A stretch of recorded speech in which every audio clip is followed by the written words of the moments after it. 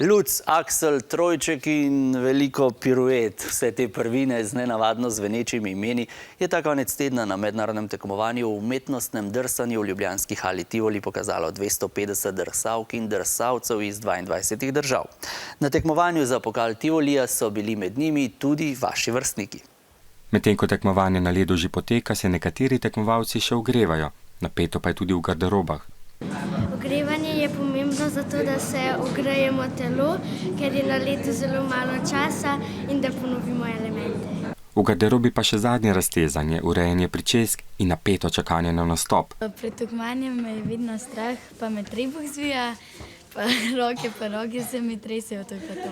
Ich fühle mich angespannt und rede nicht zu viel, weil sonst bin ich ein bisschen abgelenkt und noch mehr nervös. Io sono nervosa, però quando sono sicura di quello che faccio, quindi vado e mi diverto. Pred odhodom na led pa tekmovalci za spodbudo in boljši občutek s trenerjem ponovijo še najbolj zahtevne dele koreografije. Pred tekmovanjem je pomembno, da probam led kašanje, ker je vsak led malo drugačen. Tekmovalci morajo za uspeh trdo trenirati vse leto, ponavadi od 2 do 3 ure na dan. Danes pa so odločilne tudi drsalke. Pred nastopom se pogovarjam z drsalkam, pa jih poljubčkam. Sodniki ocenjujejo vsako prvino posebej. Vsak element ima določeno vrednost, in če je izveden zelo dobro, potem je še določen odstotek, ki se pribije, to plus.